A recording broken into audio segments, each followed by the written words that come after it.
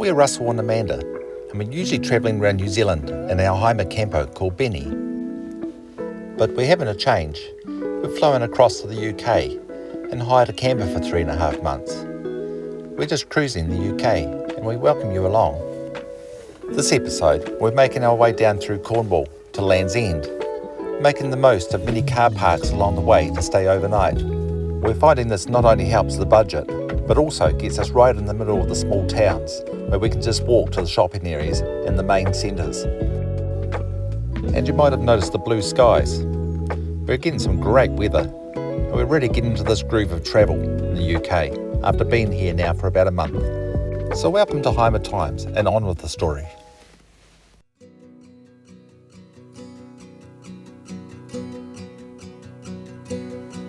Last episode, we left you at the small seaside town of Watchet in Somerset. After a 3-night stay, it gave us 2 full days to explore, but it's time to move on.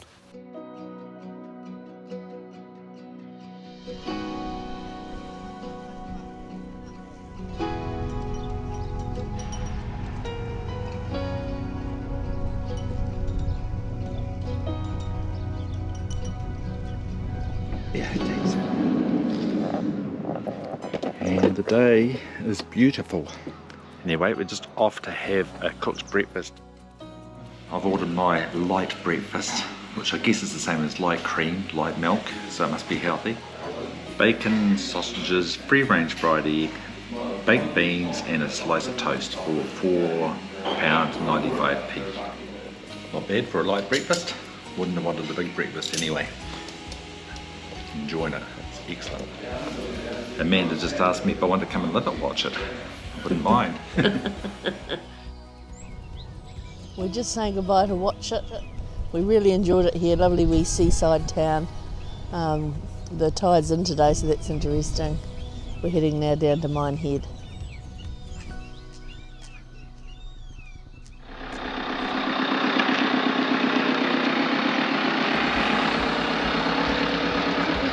Turn right, B3191, Market Street, then, at the end of the road, turn right, Brendan Road. Say bye-bye, Watchet. Yeah, we love you, Watchet. Guy's still painting his shop. He's Washford. What is that? Exmoor. Something.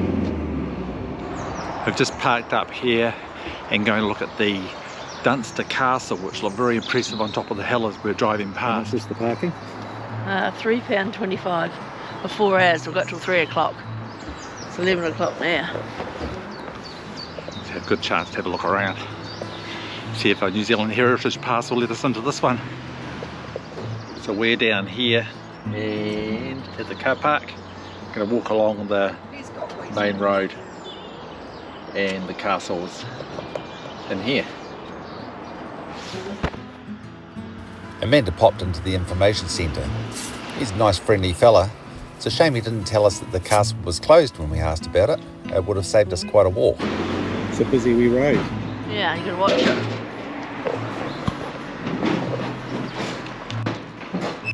Look at this here. Beautiful. Get the map out and I'll show you what it is.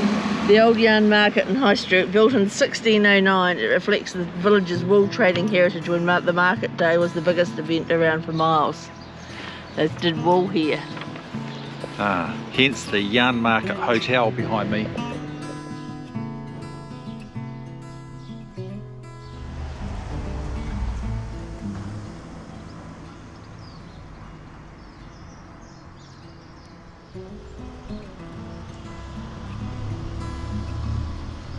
Just everywhere you look, just the old cottages and the history of these buildings, you know. But anyway, we're going to walk up this hill here to the castle, so that'll give Amanda a bit of a workout. Reward at the top.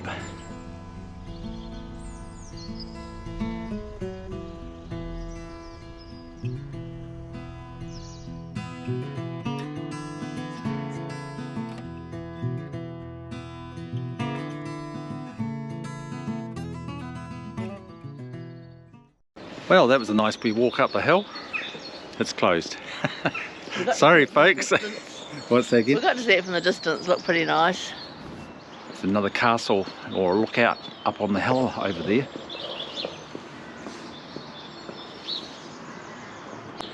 And this was a spur of the moment thing, and we didn't check the hours. It's closed a bit until summer. It's the 1st of April today. So we're nearly there from this weekend on. Gonna have to go out walking up to the church instead. It's a real shame all the traffic has to drive through the centre of these towns. I have thought for this bus driver that has to find his way through between these buildings. The Priory Church of St George in Dunster is predominantly 15th century, showing evidence of 12th and 13th century work, and it has been designated as a Grade 1 listed building.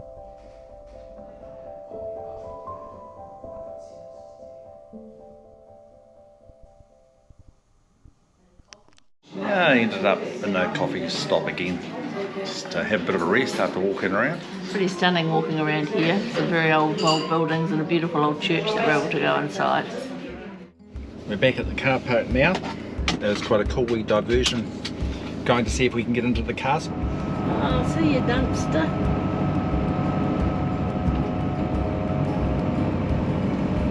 There's a campervan, it got through, hun. Yep, we'll fit. The bus fits, we'll fit. The bus could only squeeze through though, Oh, eh? that was pretty, it was like sort of, and getting that back end round, as you say, sort of. Right, A396, Church Street.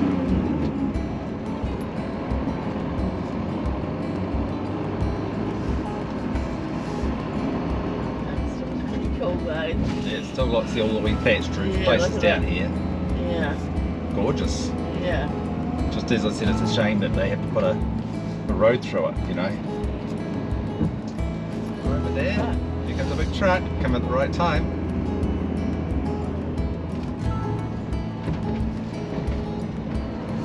Parking in there. There we go, back out to the white lines again.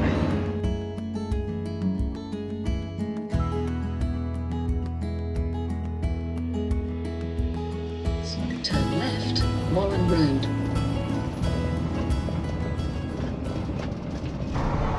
We've just arrived in Minehead, which wasn't far away from Dunster, which we've just left. Sort of an Art Deco hotel across the road, and a very grey, but sometimes golden sand beach that's the tide's way out. We also have Butlin's Resort behind us, which is like a fun park underneath this big tent that carried on to about 10 o'clock at night or so, but didn't really bother us. We're just off for a walk round to the supermarket, but apart from that we'll call it a night and pick you up again tomorrow morning.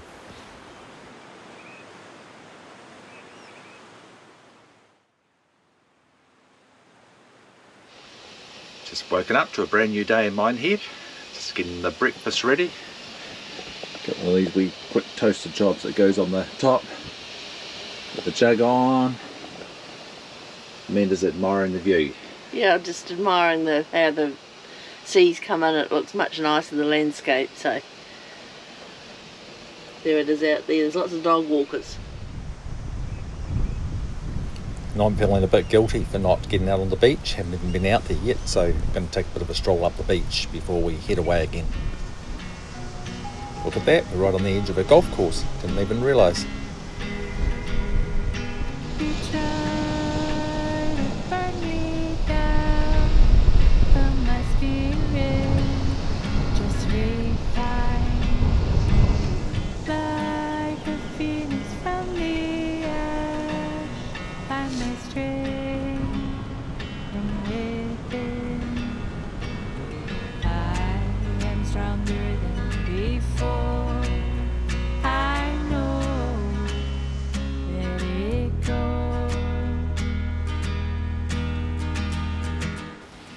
This wind that's blowing is having serious impact on the old paths around here, and the council's having quite a job to clean it up. It's actually going right over the seawall and onto the road and the footpath on the other side, and quite a lot of work to clean up.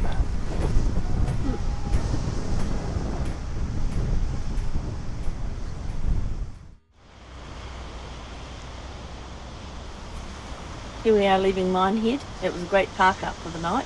Amazing to wake up this morning and the tide has all come in and there's actually quite a bit of wave here. So cold breeze, first time we've had that. This park's absolutely massive. If you ever want to come here, you're pretty well assured to get a spot, at least at this time of the year you are.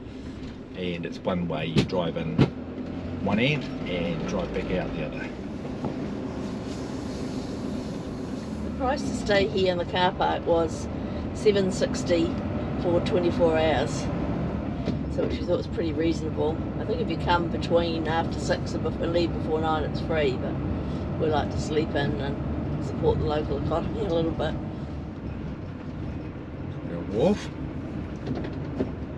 The old ship aground. Before we leave, we're driving to the other end of the beach where the wharf is located, just to have a quick look before we head away. And there's the little that we walked to last night to get our groceries. Just popped into Dunster Beach on the way out of Minehead. There's a park up area here, although you can't stay overnight.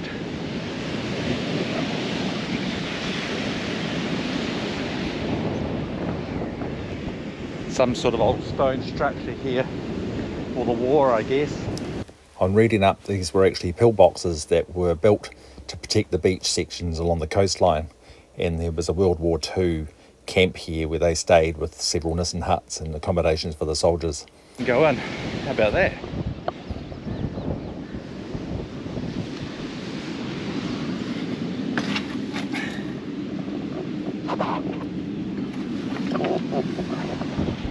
All caged up. It's the Steam Coast Trail. There's a cycle trail walking track here which goes along beside the railway line. Another short drive today along the side of the Bristol Channel to Bideford. We're still heading southwest towards Land's End at the bottom of England. We've found another car park, which is always handy to the centre of town, so they've been ideal. Where are we? Bideford, historic seaport town, which is what spins our wheels.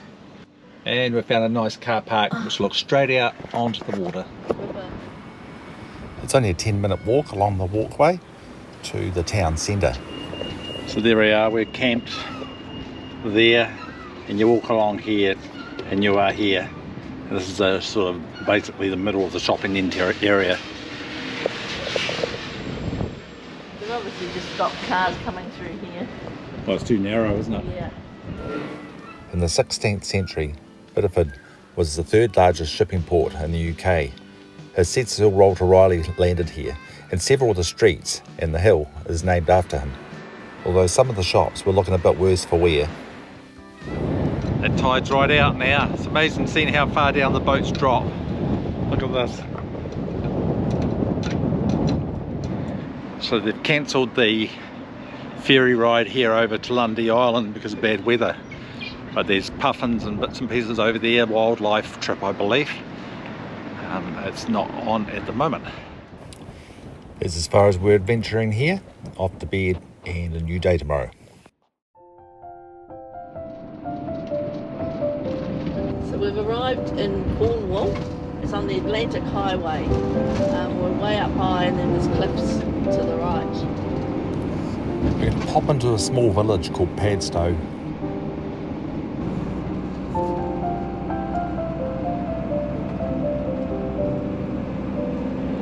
Okay.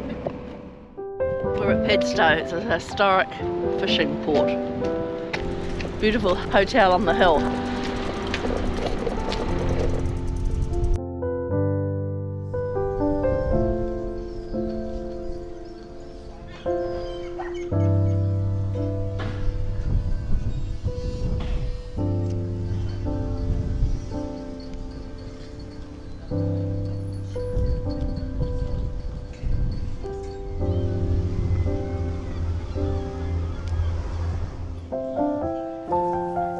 After some window shopping, it's time to get back on the road. This is just a quick stop off. It's always hard to know where to stop and stay versus keeping on going and making our way to see as much as we possibly can.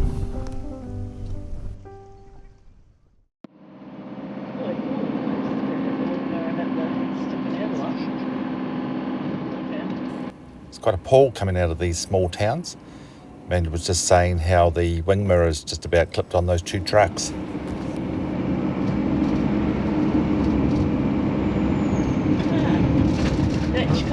Thatch cottage. Look at how beautiful that is. Hoops in. We should be counting them. Yeah. After our day driving and into Padstow, we've decided to stop for the night. We just followed the signpost basically to the next camping ground. Good morning from Padstow. We're not actually in Padstow, we're about 3 k's out. We're parked up at basically a paddock. It's got a whole lot of caravans on it, but we had a beautiful, peaceful night. Woken up to the birds singing. So for £20, we can't ask for much more than that. So we're off to St Ives, which is, according to my GPS, 44 miles away. Arriving there at 11:31. I think it was worth coming in to see Padstow. You know, lots of other people have been and said they've enjoyed it, and we did too. Sort of learn to park a bit further out and navigate your way in.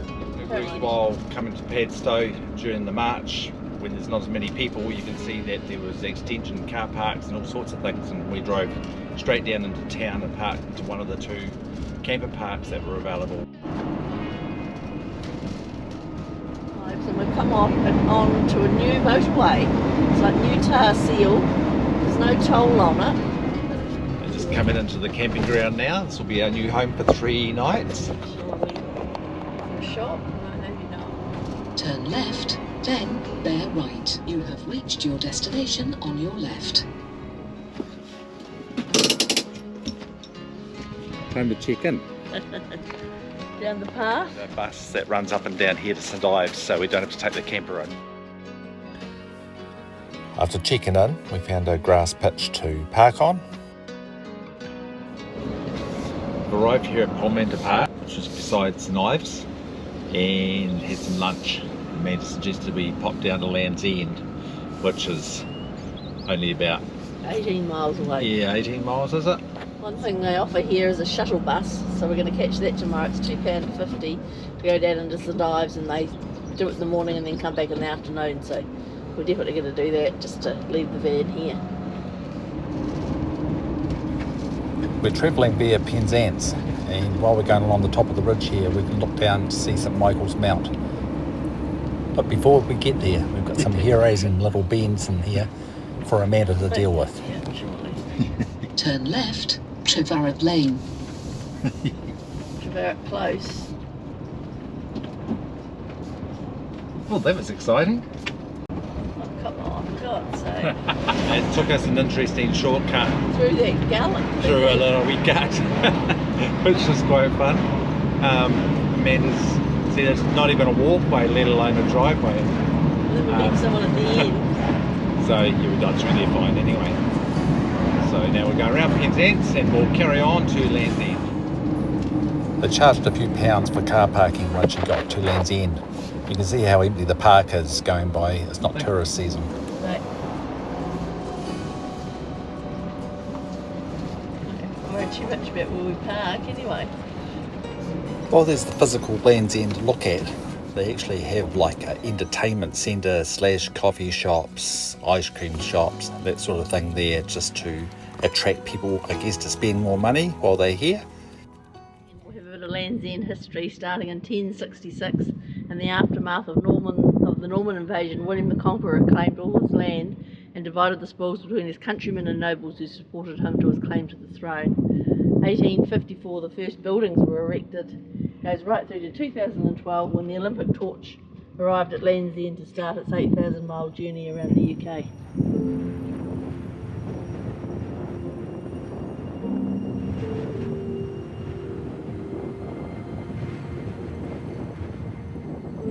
Where are you going? I'm going to get my photo taken. See how far it is to Dunedin. How much does that cost? £10.99. Okay.